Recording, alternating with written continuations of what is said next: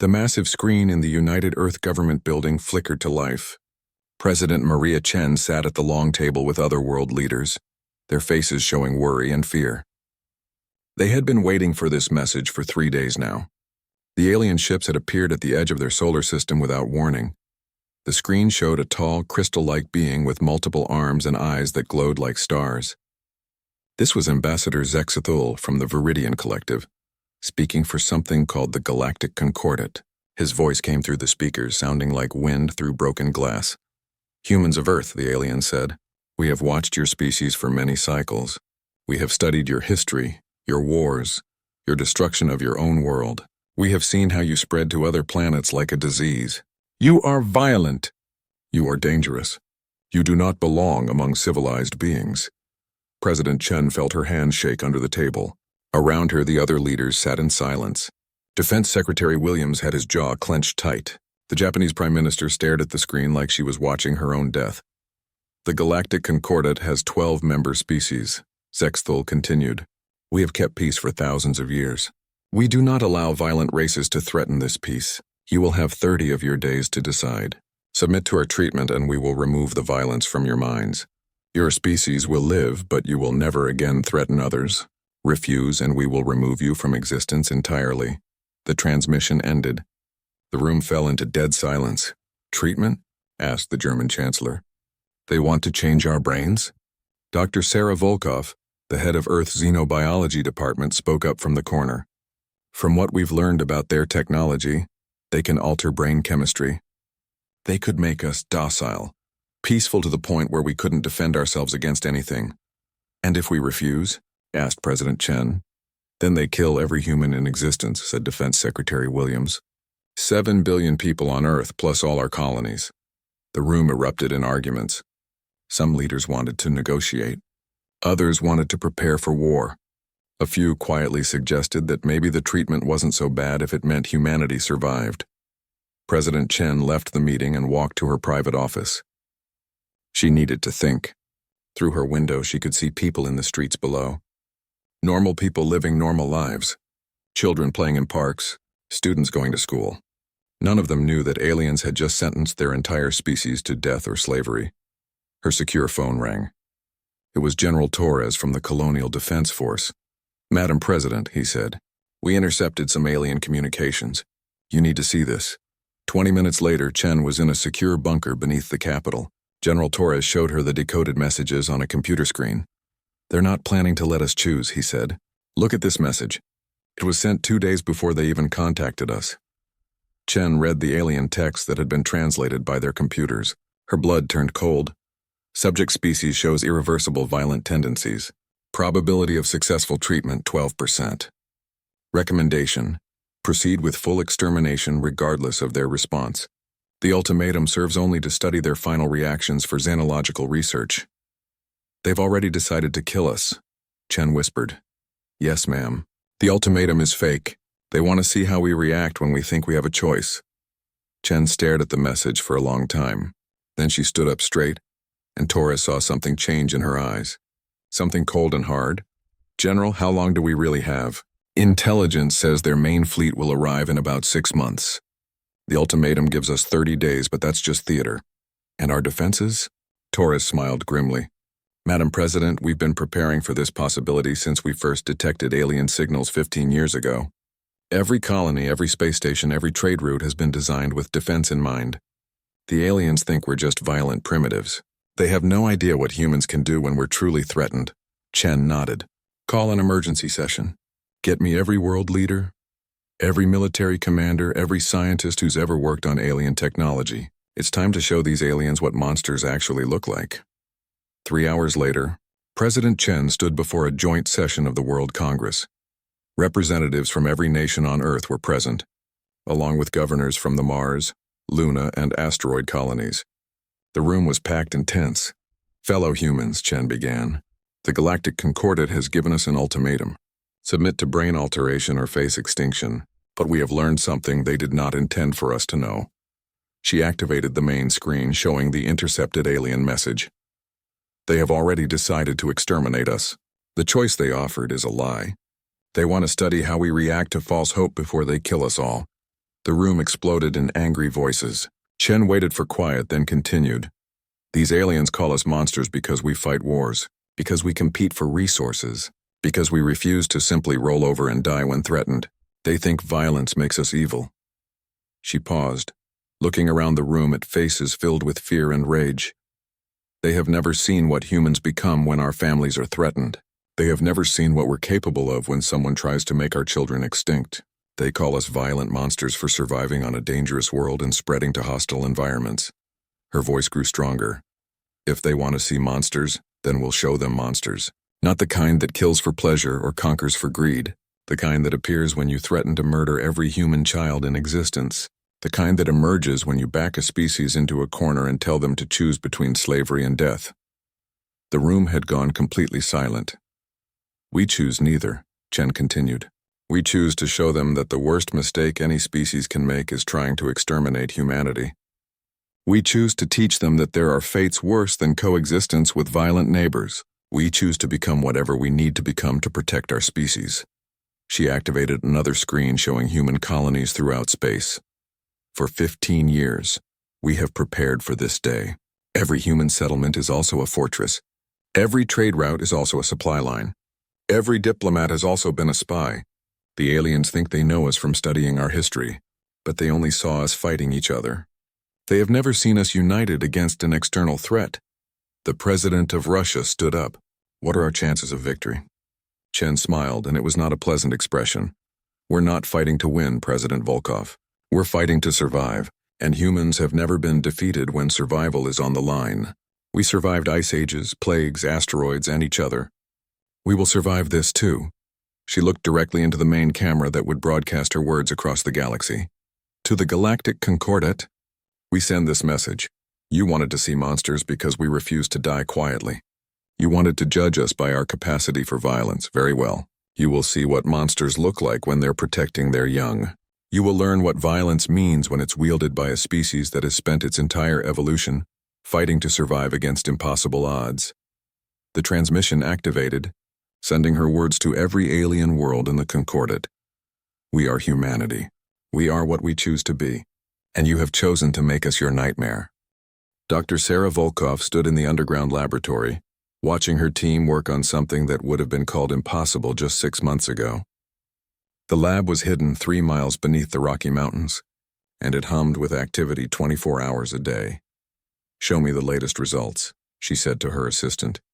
Dr. Kim pulled up data on the main screen. The neural interface is working better than expected. Test subjects can now process alien languages in real time and understand alien emotional responses, but the psychological effects are concerning. Sarah nodded. She had expected this. Project Chimera was designed to create humans who could think like aliens, feel like aliens, and predict their behavior. But changing the human mind, even temporarily, came with risks.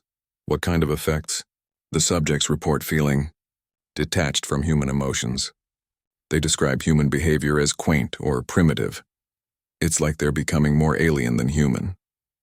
Sarah walked over to observe Subject 23, a volunteer Marine named Rodriguez.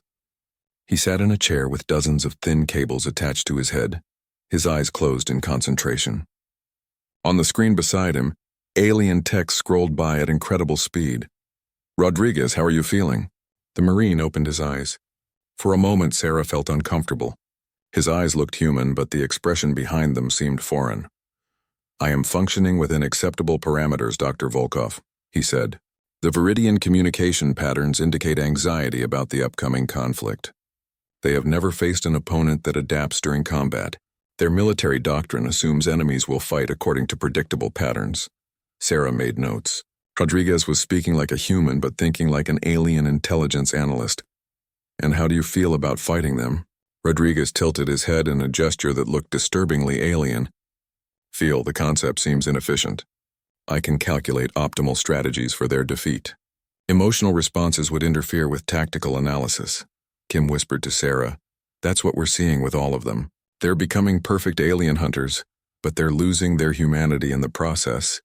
Sarah thought about this problem as she walked to another section of the lab. Here, other teams worked on different projects. One group was developing new weapons based on alien technology they had recovered from crashed scout ships. Another group was creating psychological profiles of each alien species in the Concordat. Dr. Volkov called out Dr. Martinez from the weapons team. "You need to see this." Sarah walked over to his workstation where a strange device sat on the table. It looked like a metal flower made of twisted steel and crystal. "This is based on Zeridian energy weapons," Martinez explained. "But we've modified it. Instead of just destroying targets, it broadcasts a signal that causes intense fear in most alien nervous systems. It won't kill them, but it will make them too terrified to fight effectively." "Psychological warfare," Sarah said. "Smart. What about the other species?" "Each one has different weaknesses. The Kantari are pack hunters, so isolating them causes panic. The Morlocks rely on hive mind communication, so we've developed jamming technology that makes them feel completely alone. The Thrnari are obsessed with honor, so we've created scenarios that force them to choose between winning and maintaining their dignity." Sarah felt impressed and slightly disturbed. Her species was very good at finding ways to hurt others. She left the weapons lab and took an elevator to the surface. Above ground, the world looked normal. People went to work, children attended school, and life continued as if nothing had changed. But Sarah knew better. Humanity was transforming itself for war, and most people didn't even realize it. Her phone buzzed with a message from General Torres. He wanted to show her something at the Mars colony. 2 days later, Sarah stood on the observation deck of the transport ship New Horizon, watching Mars grow larger through the window. The red planet looked peaceful from space, but she knew that was another illusion. General Torres met her at the spaceport. He was a tall, serious man with gray hair and eyes that had seen too many battles. "Doctor, welcome to our little secret," he said, leading her to a military transport.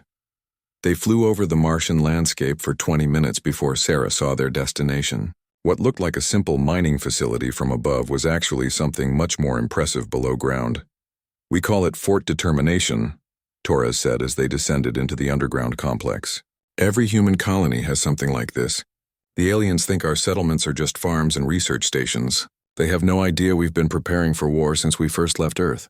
Sarah followed him through corridors filled with soldiers, technicians, and equipment. The base was enormous, stretching for miles underground. "How many people know about this?" "Everyone who needs to know," Torres said. "The miners above us? Half of them are actually military engineers. The farmers in the next valley? They're growing food for the garrison. The transport pilots? They're all trained combat pilots." They entered a large room filled with holographic displays showing ship movements throughout the solar system. "This is our command center," Torres explained. "We track every ship, every communication, every supply convoy. The aliens have sent scout ships into our system dozens of times over the years. They think they know our capabilities." Sarah studied the displays. "What do they think they know?" Torres smiled. "They think we have maybe 100 warships and basic weapons. They think our colonies are defenseless. They think we're just scared primitives with stolen technology. And the reality? We have over 3,000 combat vessels hidden throughout the system. Every asteroid mining station is actually a weapons platform. Every space station has enough firepower to destroy a small fleet. And every human settlement can turn into a fortress in less than 6 hours." Sarah felt amazed and worried at the same time. "How long have you been planning this?" "Since first contact," Torres said. "The moment we learned we weren't alone in the universe, some of us realized we might need to fight for our survival. While the politicians talked about peace and cooperation, the military prepared for war." They walked to another section of the base where Sarah saw something that made her stop in shock. Hundreds of humans in special suits were training in alien environments. Some practiced fighting in the low gravity that Kantari preferred. Others trained in the high radiation conditions that Thrnari found comfortable. "We're not just preparing to fight them in space," Torres explained. "We're preparing to fight them on their homeworlds in their preferred conditions. When this war is over, they'll understand that nowhere in the galaxy is safe from humanity when we're truly angry." Sarah watched a team of human soldiers practicing with alien weapons while speaking in alien languages. They moved like aliens, thought like aliens, but their eyes held something no alien species possessed: the absolute determination of a cornered predator. "General, are we becoming the monsters they say we are?" Torres was quiet for a moment. "Doctor, they call us monsters because we survive, because we adapt, because we refuse to accept extinction. If that makes us monsters, then yes, But remember, they're the ones who decided to kill our children. We're just making sure they regret that decision." As they returned to the surface, Sarah thought about Rodriguez and the other volunteers in her lab. They were losing their humanity to gain the ability to understand and defeat aliens. The soldiers here were preparing to carry war to distant worlds they had never seen, against enemies they had never met. But in 6 months, when the alien fleet arrived expecting to find helpless humans waiting for death, they would instead find something they had never encountered before. A species that had consciously chosen to become whatever was necessary to survive. The thought terrified and thrilled her at the same time. Admiral Korath of the Zeridian fleet stared at the empty space where Earth's defenses should have been. His flagship, the Eternal Judgment, led a fleet of 200 ships toward the inner solar system. Intelligence reports had predicted massive defensive formations around Earth. Instead, they found nothing. "Scan results, Commander Vex?" Korath asked his tactical officer. "No large military formations detected, Admiral. Some commercial traffic near Jupiter, a few mining operations in the asteroid belt. No signs of major defensive preparations." Korath felt confused. The humans had sent that defiant message 6 months ago, promising to show the Concordat what monsters looked like. Where were their defenses? Where was their promised resistance? "Sir," called out the communications officer, "we're receiving a transmission from the human system." "Display it." The main screen showed a human woman in a simple military uniform. Captain Yuki Tanaka of the Earth Defense Force looked directly at the camera with calm, dark eyes. "Welcome to our solar system, Admiral Korath," she said. "You came here to exterminate humanity. You called us monsters and decided we don't deserve to exist. We appreciate you making the trip. It saves us from having to hunt you down across the galaxy." Korath felt annoyed. "Cut the transmission. Prepare to—" "You're probably wondering where our fleet is," Captain Tanaka continued. "You scanned the system and found mostly empty space. Your intelligence report said we had primitive defenses and maybe 100 warships. You thought this would be easy." The human woman smiled, and something about her expression made Korath feel uncomfortable. "You're right. We only have 100 warships. What you didn't account for is that we don't need more. You see, Admiral, you made one critical mistake. You assumed we would fight fair." The transmission ended. "All ships maintain formation," Korath ordered. "Continue toward Earth. These humans are trying psychological warfare. Do not let them." The first explosion took out the righteous fury on their port flank. The massive battleship simply vanished in a ball of fire and debris. "Where did that come from?" Korath shouted. "Unknown, sir. No enemy ships detected." Another explosion. Then another. Ships throughout the fleet began disappearing without warning. The tactical display showed red markers appearing and vanishing faster than the computers could track them. "There!" shouted Commander Vex, pointing at the main screen. Small craft moving at impossible speeds. Korath saw them now. Tiny ships no larger than fighters appearing from behind asteroids and ice chunks, firing once, then disappearing again before his weapons could lock onto them. How are they moving so fast? "Admiral, they're using gravitational slingshots. They're treating the entire asteroid belt like a weapon." More explosions. The human fighters weren't trying to destroy his ships in direct combat. They were targeting engines, communication arrays, and weapon systems. They weren't fighting to win battles, they were hunting. "Sir, we're receiving another transmission." Captain Tanaka appeared on screen again, this time from what looked like the bridge of one of the attacking fighters. "Having trouble, Admiral? Let me explain what's happening. We spent 15 years turning this solar system into a trap. Every asteroid has been mapped. Every gravitational field has been calculated. Every piece of ice and rock has been positioned for maximum tactical advantage." On the tactical display, Korath watched more of his ships taking damage. His fleet was being picked apart by forces he couldn't even see properly. "Your ships are designed for civilized warfare," Tanaka continued. "Fleet actions with clear battle lines and honorable engagement rules. But humans don't fight civilized wars when our survival is at stake. We fight like the predators we evolved from. Return fire," Korath ordered. "All weapons target those fighters." "Sir, they're too fast." "And there are too many hiding spots." "Then destroy the asteroids." "Admiral, if we use heavy weapons in this debris field, we could cause a chain reaction that damages our own ships." Korath realized the trap. The humans had positioned the battle in an environment where his superior firepower became a liability. He couldn't use his best weapons without risking his own fleet. "Sir, Incoming transmission from the victorious Dawn, reported communications. The screen split to show Captain Thexmar of the Kantari vessel. The wolf-like alien looked panicked. "Admiral, they're inside our ship. Somehow humans got aboard during the confusion. They're not fighting us, they're capturing my crew." "What? They're taking prisoners, Admiral!" "They have some kind of neural interface device. They're downloading our tactical databases, our fleet compositions, everything." The transmission cut to static. Koreth felt cold fear spreading through his chest. "Get me a full casualty report." "Sir, we've lost 43 ships completely. Another 67 have significant damage." "But Admiral..." The tactical officer paused. "We haven't actually destroyed any human vessels." "What?" "They're not losing ships, sir. They attack, cause damage, and withdraw before we can retaliate effectively. It's like they're toying with us." Another transmission from Captain Tanaka. This time she was standing in what looked like the bridge of a captured alien vessel, with alien crew members working at stations behind her. "Admiral Koreth, I thought you should know. Your Captain Thexamar has been very helpful. His ship's databases contain detailed information about concordant fleet tactics, ship weaknesses, and communication codes." Koreth watched in horror as humans worked alongside captured aliens at the control stations. "You see, Admiral, we learned something interesting about your species during our preparation. Most of you have never experienced true defeat. You've never had to adapt to survive against impossible odds. When faced with tactics you don't understand, you become confused and make mistakes." "Sir," whispered Commander Vex, "morale is collapsing. Half the fleet is requesting permission to withdraw." "Your biggest mistake," Tanaka continued, "was assuming that being called monsters was an insult. Humans have been monsters for our entire evolution. We're apex predators from a death world where everything tries to kill everything else. The only difference now is that we're being monsters on purpose."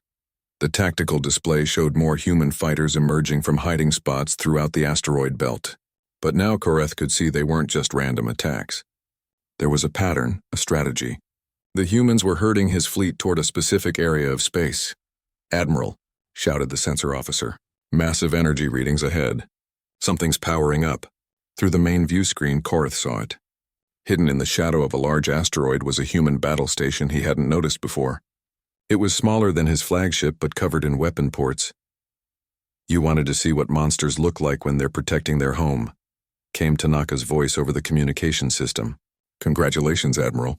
You're about to become our demonstration for the rest of the galaxy." The battle station opened fire, not with energy weapons, but with some kind of gravitational pulse that sent several of his ships spinning out of control. "Sir, they're not trying to destroy us," reported the tactical officer with dawning horror. "They're disabling us. They want prisoners," Koreth finally understood. The humans weren't fighting a battle. They were conducting a hunt, and his fleet was the prey. Every move they had made since entering the system had been anticipated and turned against them. "All ships," he ordered, his voice shaking. "Full retreat. Emergency jump to hyperspace." "Sir, they're jamming our jump drives." "Then we fight our way out." "Admiral," Commander Vex said quietly, "I don't think they're going to let us leave. I think this was always meant to be a demonstration." On the screen, Captain Tanaka nodded as if she could hear their conversation. "Smart officer, Admiral. Yes, this is a demonstration. We want survivors to go back to the Concordat and explain what happens when you threaten humanity's children. Some of you will be released. Others will stay here and help us understand your technology better. You're committing war crimes." Tanaka's expression turned cold. "War crimes?" "Admiral, you came here to commit genocide. You wanted to exterminate every human in existence, including our children. We're just teaching you that there are consequences for that kind of decision." The last thing Koreth saw before his ship was boarded was Captain Tanaka's final message to the fleet. "Welcome to Earth space. Admiral, population, 7 billion monsters who will do anything to protect their families." General Patricia Singh stood on the bridge of the human dreadnought Nightmare's Edge as it emerged from hyperspace near the Kantari homeworld. 3 months had passed since the Battle of Sol, and now humanity was taking the war to alien space. Behind her ship came 50 others, each one carrying humans who had volunteered for Operation Bogeyman. These weren't normal soldiers. They were humans who had undergone psychological conditioning to become living weapons of terror. "General," reported Captain Martinez from the tactical station, "we're detecting massive orbital defenses around Kantari Prime. Approximately 200 defense platforms and 60 warships. Numbers don't matter today, Captain, Singh replied. We're not here to fight a conventional battle. We're here to teach the galaxy what happens when you threaten human children. She activated the ship's communication system and sent a message to every Kantari vessel and station. Kantari defenders, this is General Singh of the Human Expeditionary Force. 6 months ago, your species voted to exterminate humanity. Today you learn what that decision cost you. The response came quickly from the Kantari fleet commander. Human vessel, you are outnumbered 4-1. Surrender now and we will grant you quick deaths. Singh smiled coldly. Commander, you still don't understand what you're facing. We're not here to win a space battle. We're here to show you what monsters really look like. She nodded to Martinez, who activated the ship's special systems. Throughout the fleet, similar preparations were taking place. Begin Operation Bogeyman. What happened next had never been seen in galactic warfare before. The human ships didn't attack the Kantari defenses directly. Instead, they launched thousands of small pods toward the planet's surface. Each pod contained a single human operative equipped with advanced holographic technology and psychological warfare gear.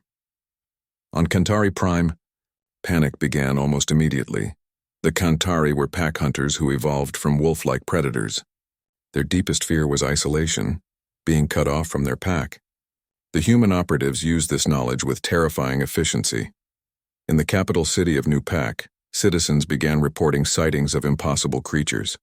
Humans appeared as towering shadow beasts that hunted alone, creatures that went against everything the Kantari understood about natural order. Using holographic projectors, the humans became living nightmares from Kantari folklore. Dr. Rodriguez, one of the volunteers from Project Chimera, crouched on a rooftop overlooking a Kantari military compound.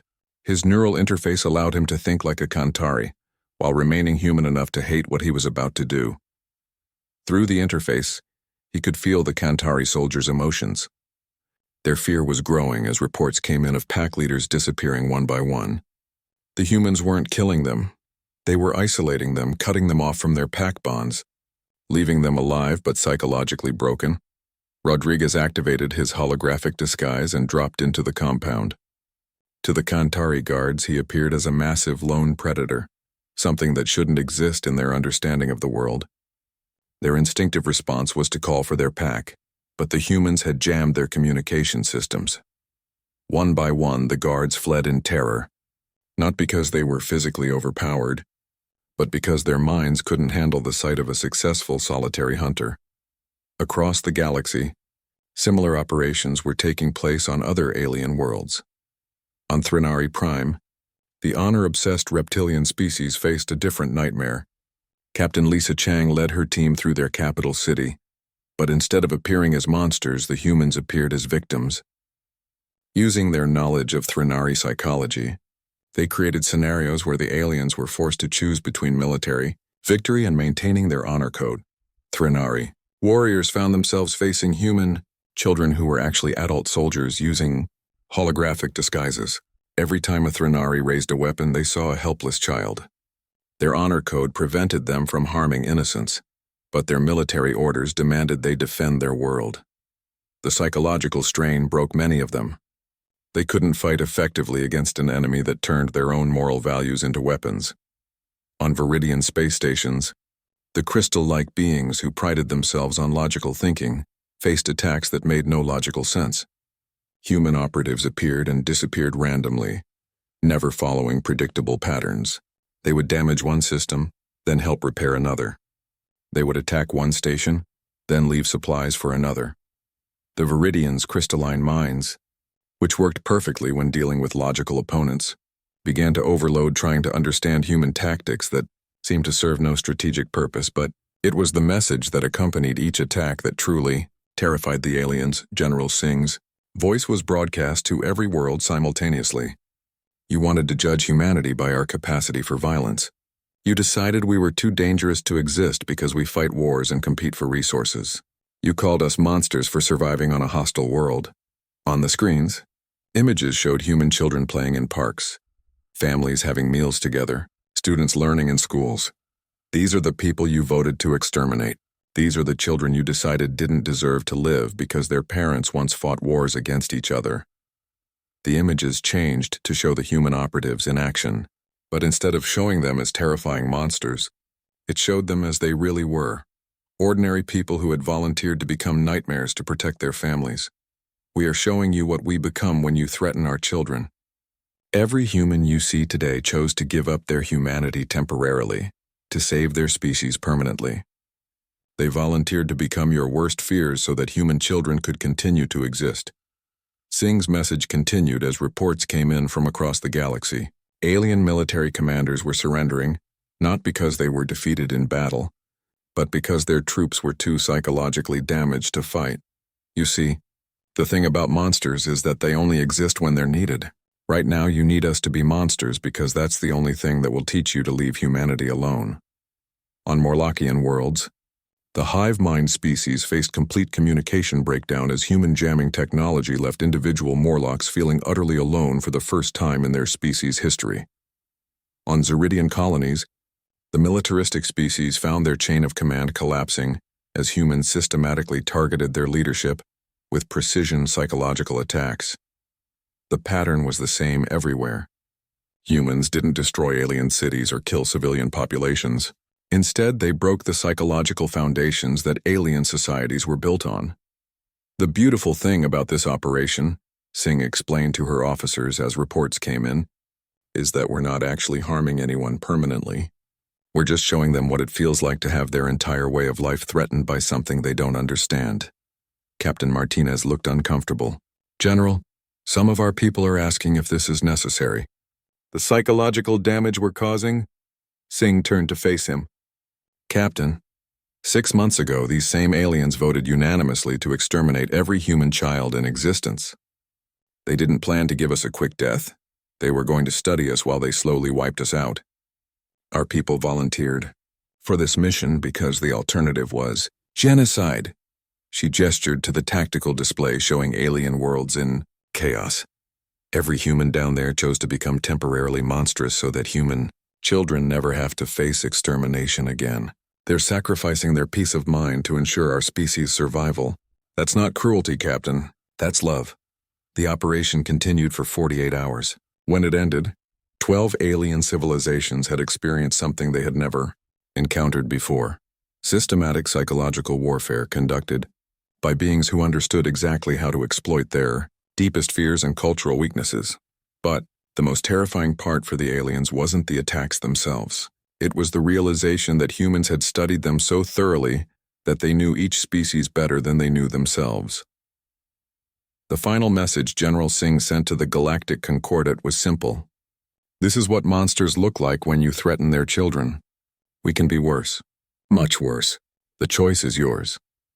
For the first time in galactic history, an entire interstellar alliance began to seriously consider unconditional surrender. Ambassador Elena Rodriguez stood before the Reformed Galactic Council, looking at representatives from 12 alien species who had once voted for humanity's extinction. 6 months had passed since Operation Bogeyman, and the galaxy was still recovering from learning what humans were truly capable of. The council chamber on Neutral Station looked different now. Where once there had been 12 equal seats for the Concordat members, now there was a 13th seat, larger and positioned at the head of the table. The human seat. Honored delegates, Elena began, speaking in perfect galactic standard. We are here today to discuss the new reality of our galaxy. 6 months ago, your alliance decided that humanity was too dangerous to exist. You voted to exterminate our species, including our children, because you judged us to be violent monsters. She paused, looking at each alien representative. Some couldn't meet her eyes. Others stared at her with expressions that mixed fear and curiosity. You were right about one thing. We are monsters, but you misunderstood what kind of monsters we are. Ambassador Zexthul of the Viridian Collective spoke up, his crystalline voice trembling slightly. Ambassador Rodriguez, we acknowledge that our previous assessment of humanity was incomplete. We have prepared terms for a peace treaty. Elena smiled and several aliens shifted uncomfortably. They had learned to fear human smiles. Ambassador Zexthul, we're not here to negotiate a peace treaty. We're here to explain the new rules of galactic civilization. She activated a holographic display showing star maps of the galaxy. For thousands of years, The Concordat maintained peace through threat of overwhelming force. Any species that didn't conform to your standards was either modified or eliminated. You created a galaxy of civilized, predictable societies. The display highlighted human space, which had expanded significantly since the war. Humanity represents something your system couldn't handle, a species that becomes more dangerous when threatened, not less. You tried to eliminate us because we didn't fit your model of acceptable behavior. In response, we showed you what unacceptable behavior actually looks like. General Torres, now serving as Elena's military advisor, stepped forward. The war is over, but its lessons remain. Every species in this chamber now understands that threatening humanity's existence has consequences that extend far beyond simple military defeat. Admiral Korath, one of the few high-ranking Concordat officers to survive the Sol system battle, spoke from his seat. What are humanity's terms? Elena's expression became serious. Our terms are simple. The galaxy will adopt new protocols for resolving conflicts between species. No civilization will ever again be threatened with extinction simply for failing to meet another species' standards of behavior. She activated another display, showing human colonies and installations throughout Concordat space. Humanity will establish embassies on every Concordat world. These facilities will serve multiple purposes: diplomatic, cultural, and educational. But their primary function will be to ensure that no species ever again considers genocide as a policy option. The Kantari representative, pack leader Threngax, growled softly. You speak of preventing genocide while occupying our worlds. Elena turned to face him directly. Pack leader, we're not occupying your worlds. We're integrating with them. The humans living on Kantari Prime aren't soldiers. They're teachers, doctors, engineers, and farmers. They're helping your people rebuild what the war damaged, General Torres continued. What the pack leader doesn't mention is that Kantari agricultural output has increased by 30% since human farmers began sharing our crop rotation techniques. Their medical facilities are now equipped with human emergency response systems that have saved thousands of Kantari lives. Elena nodded. This is what humanity looks like when we're not fighting for survival. We're actually quite helpful neighbors when you're not trying to exterminate us. The Threnari representative, Honor Guard Vextai, spoke with careful formality. The human presence on our worlds has been educational. Your people's approach to problem-solving is unlike anything in our experience. That's because humans don't solve problems the way you do, Elena explained. When faced with a challenge, most species look for established solutions or seek advice from experts. Humans experiment. We try new approaches. We fail repeatedly until we find something that works. She gestured to a display showing technological advances made since the war's end. In 6 months, human-alien research teams have developed new medical treatments, improved space travel technology, and solved resource shortages that had plagued several worlds for decades. This is what happens when you combine alien knowledge with human adaptability. Dr. Volkov, who had been quietly observing from the human delegation, stood up. If I may add something, Ambassador, the psychological rehabilitation of our Operation Bogeyman volunteers has provided unexpected insights into cross-species psychology. We now understand alien mental processes better than ever before. And more importantly, Elena continued, you now understand human psychology. You've learned that humanity's capacity for violence is matched by our capacity for compassion. But both are triggered by the same thing, threats to the people we care about. Ambassador Zexthal's crystals flickered, a sign of deep thought in Viridians. You are saying that human aggression and human protection instincts are the same phenomenon. Exactly, Elena confirmed. Humans don't fight because we enjoy violence. We fight because we refuse to let the people we love be harmed.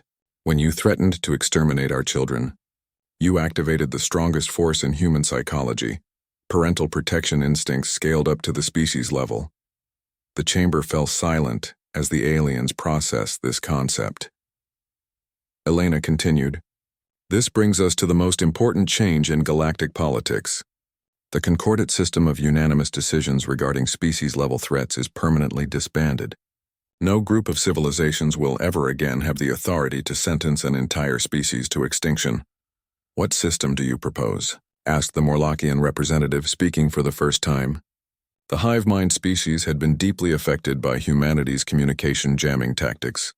A system based on human political philosophy, General Torres replied. Individual rights that cannot be overridden by group decisions. The right of every species to exist, regardless of whether other species approve of their behavior. The right to defend themselves when threatened. Elena activated a final display showing the new Galactic Charter. These rights come with responsibilities. No species may threaten another with extinction. No species may impose their cultural values on others through force. And any species that attempts genocide will face the united opposition of all other civilizations. Including humanity? Asked Admiral Korath. Especially humanity, Elena replied. We have learned something important about ourselves during this conflict. We are very, very good at stopping genocides. We intend to make that our specialty. She looked around the chamber at faces that showed a mixture of relief and apprehension. You called us monsters because we survived on a dangerous world and spread to hostile environments. Because we competed for resources and fought wars against each other. You decided these traits made us too dangerous to coexist with civilized beings. Elena smiled, and this time it was warm rather than threatening. What you didn't understand is that those same traits make us ideal guardians against extinction. Humans will fight anyone who threatens genocide, even if it's against our enemies, even if it's against you. The Zeridian military representative leaned forward. You would defend us against extermination, even after everything? Commander, human history is full of former enemies becoming allies. We fought devastating wars against each other, then worked together against common threats. The same will happen here. Elena gestured to the mixed species delegations now visible throughout the chamber. Look around you. Humans and aliens working together, learning from each other, solving problems that neither could handle alone. This is what the galaxy looks like when species cooperate instead of trying to eliminate each other. Dr. Volkov stood again. If I may share something personal, my daughter asked me yesterday what monsters look like. I told her that monsters are what people become when someone threatens their family. But I also told her that those same people become heroes when they protect other families from the same threat. Elena nodded. Humanity spent our entire evolution learning how to be monsters when necessary, and humans when possible. Now we're teaching the galaxy the difference. She activated the signing ceremony protocols. The new Galactic Charter recognizes that diversity of species and cultures makes civilization stronger, not weaker. It recognizes that survival traits that seem violent in one context become protective virtues in another, and it recognizes that the greatest monsters in the galaxy are those who would exterminate entire species for the crime of being different. One by one, the alien representatives signed the charter. When they were finished, Elena added humanity's signature. Welcome to the new galaxy, she said. Population. Trillions of different beings. All protected by a species that refuses to let anyone face extinction alone. Outside the station's windows, ships from dozens of species traveled together through space.